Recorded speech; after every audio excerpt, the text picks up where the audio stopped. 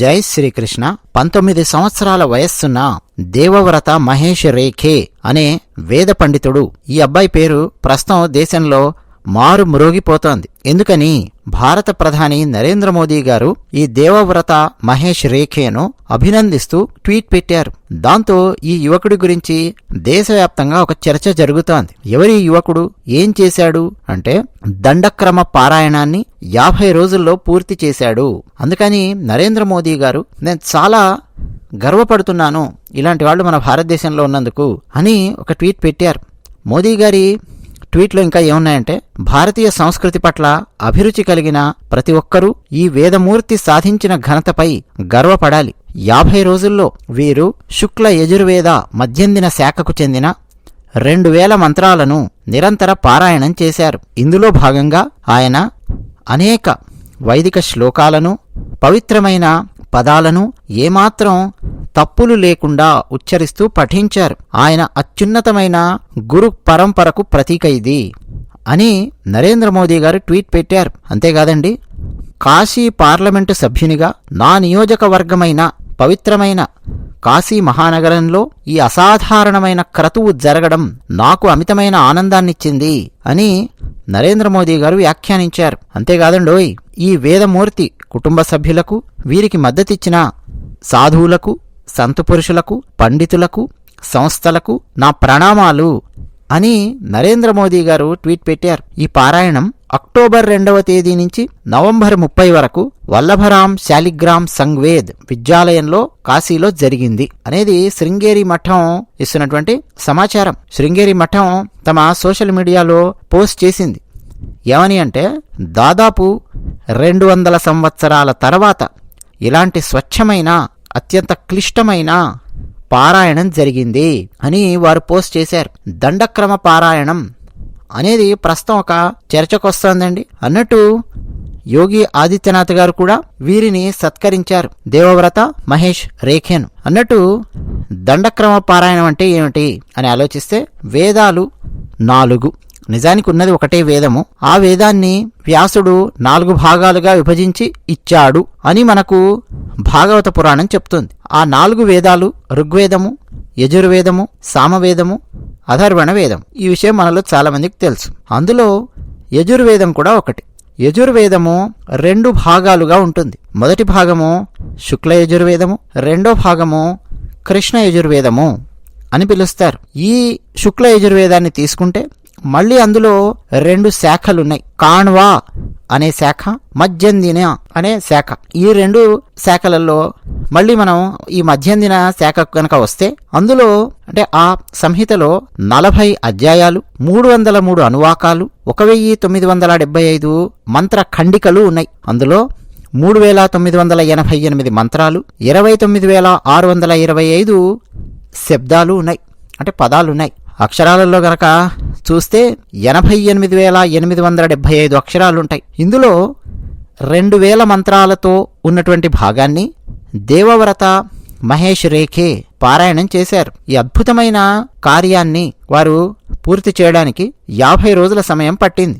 దండక్రమ పారాయణము వేదాలను కంఠస్థం చేయడానికి ఉపయోగించే పద్ధతులలో ఒకానొక పద్ధతి. రకరకాల పద్ధతుల్లో వేదాలను కంఠస్థం చేస్తూ ఉంటారు. వేదాలనేమి పుస్తకాలు చూసి చదువుకుంటూ కూర్చోరు. వేద పాఠశాలల్లో గురువులు నేర్పిస్తూ ఉంటారు, ఒక పద్ధతి ప్రకారం నేర్పిస్తారు. వాటిని విద్యార్థులు వల్లవేయడం ద్వారా నేర్చుకుంటూ ఉంటారు.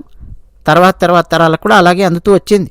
నిజానికి మన భారతదేశం మీద తురకలు, ఫ్రెంచ్ వాళ్ళు, ఆంగ్లేయులు, డచ్ వాళ్ళు, యవనులు, హూణులు, ఇక ఇతర మ్లేచ్చులు వీళ్ళందరూ దండయాత్రలు చేసి భారతదేశానికి చెందిన సంపదను, ముఖ్యంగా తాటాకుల్లో ఉన్నటువంటి జ్ఞాన సంపదను తగలబెట్టే ప్రయత్నాలు చాలామంది చేశారు. కొంతమంది విజయవంతంగా తగలబెట్టారు. ముఖ్యంగా నలంద విశ్వవిద్యాలయానికి సంబంధించి, తక్షశిలా విశ్వవిద్యాలయానికి సంబంధించిన చర్చ చాలాసార్లు మీడియాలో కూడా వస్తుంది. బక్తియార్ ఖిల్జీ అనేవాడు మన విశ్వవిద్యాలయంలో ఉన్న గ్రంథాలను తగలబెడితే రోజుల తరబడి వారాల తరబడి అవి తగలబడుతూనే ఉన్నాయి. అంటే అంత సంపద ఉంది. ఇలా చాలా తగలబెట్టే ప్రయత్నాలు చేశారు. కానీ వేదము ఎందుకు అలా మిగిలి ఉన్నది అంటే, ఇలాంటి వేద పండితుల ద్వారా, గురువుల ద్వారా, వేద పాఠశాలల ద్వారా జ్ఞానం గంగా ప్రవాహంలాగా ముందుకు కొనసాగుతూ వస్తోంది. అంటే వల్లె వేయడము అనేది రకరకాల టెక్నిక్స్ ద్వారా గురువులు నేర్పిస్తారు. అందులో ఒకానొక సాంప్రదాయికమైన పద్ధతి ఈ దండక్రమ పారాయణం. అందులోనూ అత్యంత కఠినమైన పద్ధతుల్లో ఇది కూడా ఒకటి. ఒక చిన్న అక్షర దోషం కానీ శబ్ద దోషం కానీ లేకుండా స్వరశుద్ధితో జ్ఞాపక శక్తితో పారాయణ చేయవలసిన అవసరం ఉంటుంది. అంటే దేవవ్రత మహేష్ 2000 మంత్రాలు ఉన్నటువంటి భాగాన్ని వారు పారాయణం చేశారు. 50 రోజులు పట్టింది అదంతా పూర్తి చేయడానికి. మామూలుగా అండి 2000 మంత్రాలు ఉన్నటువంటి భాగము అంటే ఏముంది, టకటక చదువుకుంటూ వెళ్ళిపోవచ్చుగా, 2-3 గంటలు అయిపోతుంది కదా అని చెప్పి అనుకుంటారేమో. కాదు కాదు కాదు దండక్రమము అంటే ఉన్న మంత్రాన్ని యథాతథంగా పారాయణం చేస్తూ వెళ్ళడమో లేదు పఠిస్తూ వెళ్ళడమో కాదు. మనం గనక ఇతర దేవతా స్తోత్రాలు వాటిలో ఉన్న మంత్రాలు చదివినట్టు చదువుకుంటూ వెళ్ళడం కాదు. పదాలను మార్చి పఠిస్తూ ఉంటారు, పునరావృతం చేస్తూ పఠిస్తూ ఉంటారు. పదాలు పునరావృతమవుతూ దండక్రమంలో వస్తూ ఉంటాయి. అదొక టెక్నిక్ అన్నమాట. అందువల్ల ఏమవుతుందండి, మంత్రాలలో ఉండే పదాల సంఖ్య ఎన్నెన్నో రెట్లు పెరుగుతూ వెళుతుంది. చాలా కఠినమైనది. ప్రతి అక్షరానికి నిర్దిష్టమైన స్వరం ఉంటుంది, ధ్వనిలో ఖచ్చితత్వం ఉంటుంది. ఇవన్నీ ఈ పారాయణకు చాలా కీలకం. అటువంటిది 19 సంవత్సరాల వయస్సు, ఇంకా పూర్తిగా నిండలేదు నిజం చెప్పాలంటే. సరే 19 ఏళ్ళు అనుకుందాం. ఇంత చిన్న వయస్సులో దేవవ్రత్ మహేష్ రేఖే దండక్రమ పారాయణాన్ని, అందులో 2000 మంత్రాలను పూర్తి చేసి, శుక్ల యజుర్వేదంలోని మధ్యందిని శాఖకు చెందినటువంటి మంత్రాలను పూర్తి చేసి అరుదైన ఘనత సాధించారు. ఈ యువ వేద పండితుడికి ప్రధానమంత్రి నరేంద్ర మోదీ గారు ప్రత్యేకమైన అభినందనలు తెలియజేశారు. అన్నట్టు వీరిది మహారాష్ట్ర.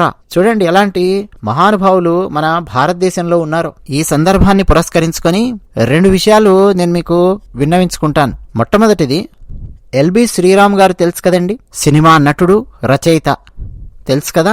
వారి నాన్నగారి పేరు శ్రీ లంక వెంకట రామశాస్త్రి సోమయాజి గారు. వారు కూడా అండి చాలా గొప్ప జగత్ప్రసిద్ధి చెందిన వేద పండితులు. వారికి 1994లో రాష్ట్రపతి అవార్డు వచ్చింది ఈ వేద పారాయణం చేసినందుకు గాను. అత్యంత కఠినమైన పద్ధతుల్లో అత్యంత సంక్లిష్టమైన మంత్రాలను వారు వేద పారాయణం చేశారు.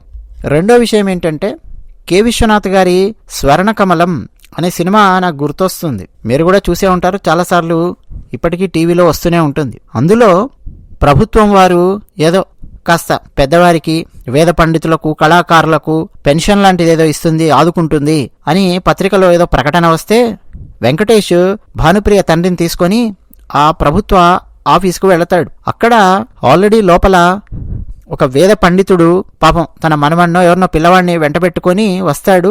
గవర్నమెంట్ ఆఫీసర్ కుర్చీలో కూర్చొని కనీసం వేద పండితుడిని కూర్చోండి అని చెప్పి కూడా అనకుండా, ఏమిటి మీరు అంటాడు. ఘనాపాటి అంటాడు ఆ వేద పండితుడు. కుమ్మరి అంటే అర్థం అవుతుంది, కమ్మరి అంటే అర్థం అవుతుంది. మీరు ఇలా ఘనాపాటి అని ఒక్క ముక్క చెప్పి ఊరుకుంటే నాకేం అర్థం అవుతుంది చెప్పండి అని వెటకారంగా మాట్లాడతాడు. ఘనాపాటి అంటే ఏమిటో ఆయన వివరించే ప్రయత్నం చేస్తారు. మీరు గమనించొచ్చు, వారు నిజమైనటువంటి వేద పండితులండి. వారు చదివే విధానం గనక మీరు చూస్తే, పఠించే విధానం గనక మీరు చూస్తే అర్థమైపోతుంది. ఒక టెక్నిక్ అనేది ఉపయోగించి గురువులు నేర్పించినటువంటి విధానం. అంటే ఆ సినిమా ఎందుకు గుర్తొచ్చిందంటే, మన భారతదేశంలో ఈ కాంగ్రెస్ పార్టీ లాంటి దిక్కుమాలిన దరిద్రులు రావడం వల్ల రకరకాల వాళ్లను ప్రభుత్వ ఆఫీసుల్లో కూర్చోబెట్టి వేదాన్ని అవమానించడం, వేద పండితులను అవమానించడం, వేద పాఠశాలలను అవమానించడం ఇదే పనిగా పెట్టుకున్నారు. కేవలం కాంగ్రెస్ ని మాత్రమే అంటున్నానని చెప్పి మీరు పొరపాటున కూడా అనుకోవద్దు. కొన్ని దిక్కుమాలిన లోకల్ రాజకీయ పార్టీలు కూడా ఉన్నాయండోయ్. మీకు కాస్త ఆలోచిస్తే అర్థమైపోతుంది. బ్రాహ్మణ్యాన్ని అణగదొక్కాలి అని, బ్రాహ్మణులను బికారుల్లాగా తయారు చేయాలి అని, బ్రాహ్మణ ద్వేషంతో వేద పాఠశాలలను, వేదాలను, వేద పండితులను, బ్రాహ్మణులను టార్గెట్ చేసినటువంటి కొన్ని రాజకీయ పార్టీలు కూడా ఉన్నాయి రకరకాల రాష్ట్రాలలో. అది కూడా కాస్త ఆలోచిస్తే మీకే అర్థమైపోతుంది. అంటే చాలా దారుణంగా ఉండేది భారతదేశంలో పరిస్థితి. కాస్త నరేంద్ర మోదీ గారు వచ్చిన తర్వాత మీరు చూస్తున్నారా, ఒక 19 ఏళ్ల యువకుడు వేదమూర్తి అయిన దేవవ్రత మహేష్ రేఖే అత్యంత పటిష్టమైన ధ్వని నియమాలతో పఠన పద్ధతులు కలిగి ఉన్నటువంటి దండక్రమ పారాయణాన్ని వారు చేస్తూ 50 రోజుల్లో 2000 శ్లోకాలను శుక్లయజుర్వేదంలో పూర్తి చేస్తే నరేంద్ర మోదీ గారు ప్రత్యేకంగా అభినందిస్తూ ట్వీట్ పెట్టారు. మా కాశీనగరం, నేను ఎక్కడైతే పోటీ చేసి నెగ్గానో నా నియోజకవర్గమైన కాశీనగరంలో ఈ సంఘటన జరగడం నాకు చాలా సంతోషాన్ని ఇచ్చింది అని మోదీ గారు తన ఆనందాన్ని తెలియజేశారు. యోగి ఆదిత్యనాథ్ గారు ఈ మహనీయుణ్ణి సత్కరించారు. ఇప్పుడు అర్థమైందండి, సరైన పార్టీకి ఓటు వేసి సరైనటువంటి వ్యక్తులను కూర్చోబెడితే ఏం జరుగుతుందో. భారతీయ జనతా పార్టీ అండి వేదానికి, వేద పండితులకు, సంస్కృతానికి, సనాతన ధర్మానికి సంపూర్ణంగా విలువ ఇచ్చే పార్టీ మన భారతదేశంలో. మిగతా పార్టీలు ఉంటే ఉండొచ్చేమో గానీ అప్పుడో ఇప్పుడో అక్కడో ఇక్కడో ఏదో విలువిచ్చినట్టు ఇస్తూ ఉంటాయి గానీ మళ్ళీ దండె కొడుతూ ఉంటాయి. మరొకసారి మనం ఇక్కడి నుంచే ఈ యువ వేద పండితుణ్ణి అభినందిద్దాం, మెచ్చుకుందాం, నమస్కరిద్దాం. జై శ్రీమన్నారాయణ.